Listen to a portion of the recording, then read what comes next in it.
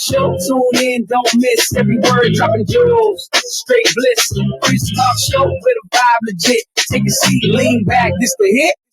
Woo! Welcome, listeners, to another episode of the show. I am your host with the most, Chris Talks. All right, let's get right into it. So, our top topic for this episode is going to be a landlord murdered a tenant he was trying to evict, then killed a mother who witnessed the slaying. All right, we're going to go to Sarah for that report. Yeah. Let's get right into it. All right. Yeah, let's get right into that, please. Thank you. Thank you, Chris. A Wisconsin landlord who was trying to evict a tenant ended up shooting him dead, claiming he lost it after allegedly seeing the victim in the middle of a drug deal. According to cops, the landlord then took a mother who was at the tenant's home with a child hostage and killed her too after she witnessed the first shooting. Police say, "I was like F it. I shot her too," said Kevin Griffin, 54, of Milwaukee, during an interview with investigators. According to a criminal complaint obtained by Law and Crime, Griffin allegedly said that Anya Raymond, the mom who was killed, was just in the wrong place at the wrong time when he murdered his tenant, Terrence Wilder, on November 4 at the residence he was renting out to him. Griffin explained that he had been trying to evict Wilder and there had been problems with his paperwork, which was delaying the process.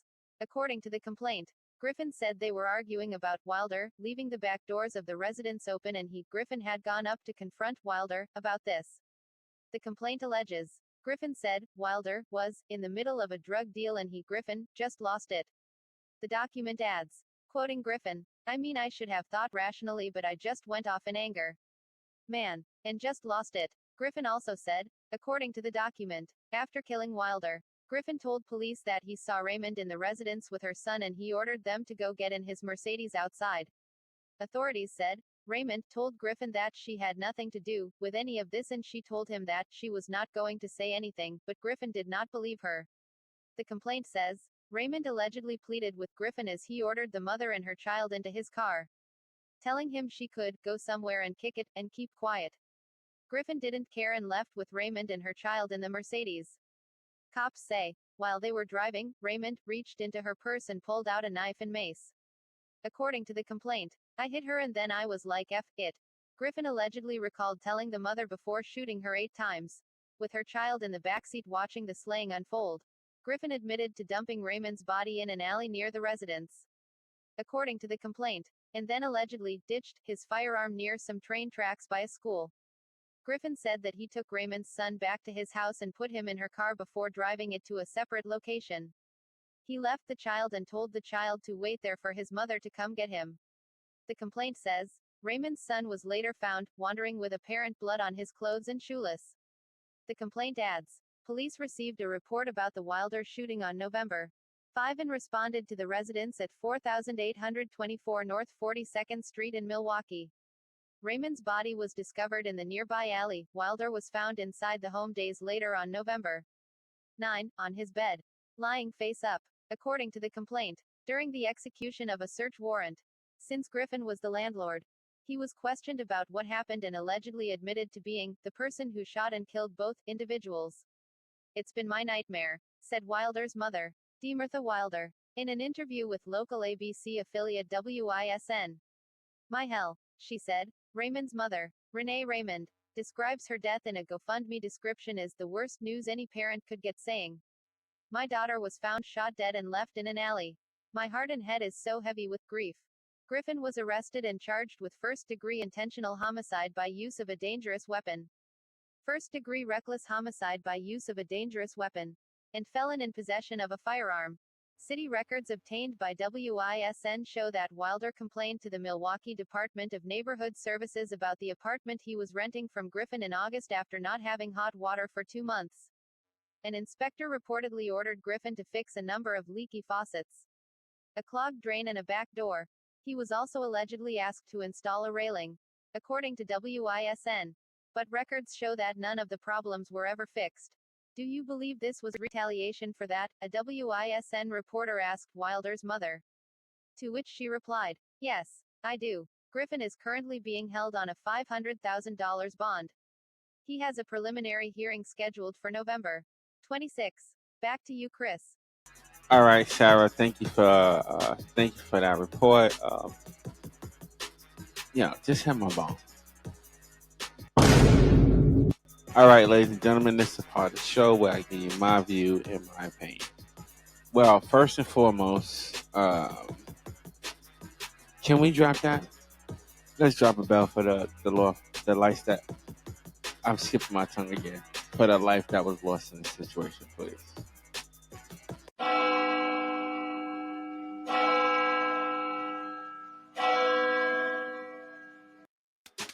All right, thank you. I don't know why. Words are just not coming out the way I want them today. I don't know what's going on. Anyway, well, the headline on this particular story was, I was like, F it, I shot her too.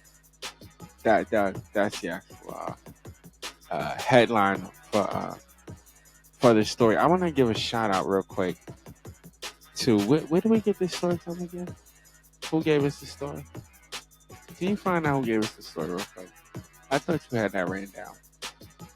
Like, come on, get with it. If I'm correct, if I'm correct, it's NBC, right? No, it's ABC. So let's give a shout out to ABC for this report, and Sarah for doing what she does. So, let's get right into it. Well, first of all, I want to say this story brings us to Wisconsin. Let me get that out the way as well. But this guy has got to be like, he got to be stupid. Bruh. Can we throw him the dummy buzzer as well? Like, I don't know where to start with this one, really, because it's so much going around here. Knowing what I know from the situation, a little bit that we do know from the situation, this would be another senseless crime, definitely. Bruh. Another senseless crime. Bruh. Because he could have waited for the process, but there's a lot of, like I said, well, like I'm saying, there's a lot of blame to me to throw around here. One for the city, because the city was taking too long, which I don't know how long they taken. What was this? Wisconsin again? Wisconsin, right?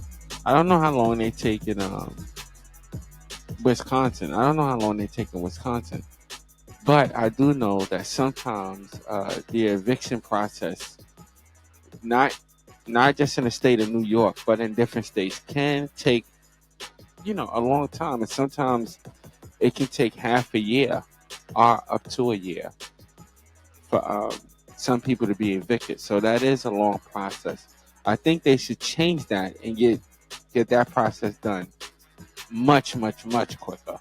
They need to get something done where landlord and tenant situations could be done in a very, a quick way, a quick process. I think the whole court system is kind of slow, but at the same time, I do understand that, and I don't want to sound contradicting, but I do understand that they do get a lot of cases. I do understand that, but this man was like straight out of line. I think there's many different ways that he could have went about it, but the tenant himself did report that this man wasn't keeping the property up. So, Bruh. you got to give him some points there, like a little bit, just a little bit. You got to give him some kind of points. If there's a point system, you got to give him some kind of points there. But like I said, to me, the murder was senseless. What was it called? Oh, Law and Crime. All right, shout out to Law and Crime, and also their affiliates, ABC and whatever radio station that was. But anyway, back to the story. I think the shooting him, killing him, that was just to the extreme. There was a lot of different ways that man could have dealt with that situation, even if he saw him or claimed he claimed that he saw him selling drugs. So I think the proper way he should have went about it was just to call. If he thought that that was really happening, like if he really thought that that was happening, it would have been just to call the police and then report that he was selling drugs on the property. Like I think that would have been the easier way. Bruh. No, I'm serious. That would have been an easier way. Message. But now this man, because he chose not to take the easier way, he chose to act on violence. You know what I'm saying? I mean, look, now he's gonna be spending the rest of his life. Thank you. Yeah, now he's gonna be spending the rest of his life locked up. All because he couldn't just call the cops. Bruh. Listen, I always tell people, well, on this show, I always tell people, and even outside the show, I always tell people, in most situations, okay, violence is really not the answer, because violence leads to more violence, which leads to more violence, which it leads to somebody either ending up either in a grave or in the hospital or in jail. Bruh. Yeah, those are the three spots that people use that the result of violence usually happens. Message. Those are the spots. Those are the three things that usually happens. But this, and then to take out the woman, Bruh. just because she witnessed the crime. Just because she witnessed the crime. To me, I don't really believe in being in the wrong place at the wrong time. I just believe idiots are idiots, you know. That's just Bruh. yeah, idiots are idiots, you know what I'm saying? She wasn't there to witness a crime. She came over to see her boo or her baby or whatever. Aww. No, for real, that's what she came to do. And she just brought her child. He just happened to be arguing with his landlord, so she was innocent. She had nothing to do with that. Nothing at all. Nothing at all. Bruh. No, stop doing that. She had nothing at all to do with that situation. She was just there, and then he decided, hey, listen, I don't believe that she's not going to tell the cops because of what I did, so I might as well take her out too. And that's just like that's the result. I mean, that's what it is. Bruh. I mean, and now he's probably gonna, more than likely, this man is gonna be spending the rest of his life behind bars. So that's just it. And a round of applause to the police department for getting this done and investigating this thing real quick. I don't think was there long, because sometimes it'd be like a month or something that go by to before they investigate something. So Bruh. I mean, kudos to them for investigating it real quick and getting this situation solved, this case solved. So kudos to them. Also, I also want to state that we are hoping and wishing for the best for this young child, because he had to witness this horrific thing happen. You know what I'm saying? That's why. Can we give this guy the dummy buzzer again? Can we give him the dummy buzzer for just doing that? I mean, to witness that. I mean, come on. Like, Bruh. that's crazy. This young child is going to need some serious counseling. I hope that he gets the counseling that he needs. You want to go to a comment or no?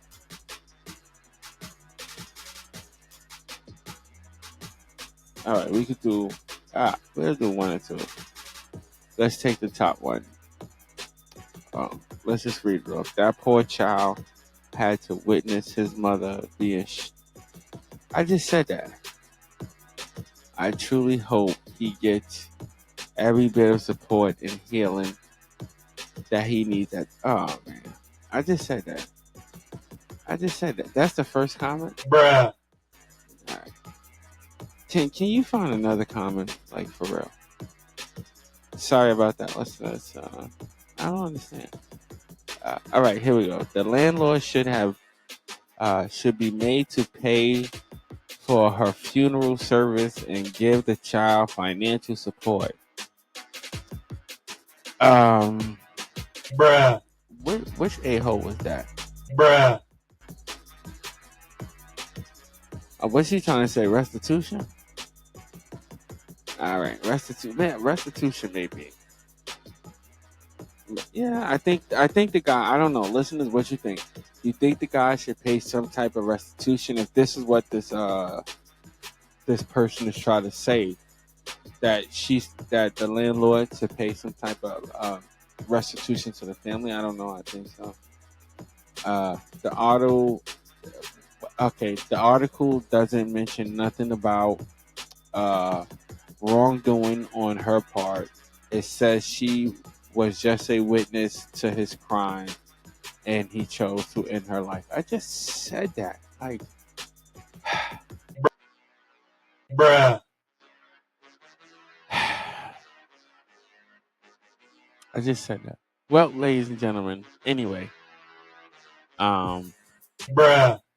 those were the comments for the day. But yeah, this man should definitely do. I'm only reading to them ad. That's it. This person should definitely do probably double life, or he's probably going to get double life. You know what I'm saying? And to me, like I said, again, a senseless crime, and it seems that I do that all so often. When it comes to this show, when it comes to this platform, it seems that I'm reporting that all so often, and it's sad that this is the first response that some people choose to just take to think that this is going to solve the problem when it only makes the problem it only makes it even worse. You know what I'm saying? And that's my view, and that's my opinion on that particular topic. Message. Anyway, drop my bomb real quick so I can get up out of here. All right, ladies and gentlemen, I want to thank all my listeners for tuning in. You could be anywhere else in the world, but you are here with me, and I so appreciate that. Also, check out the listings of the other platforms that we're on and that you can check out the show on. Well, this particular episode on. Anything? All right. Well, anyway, until next episode, ladies and gentlemen, know my listeners out there, stay blessed and not stressed. I'll see y'all next episode. Peace out. I'll see y'all later.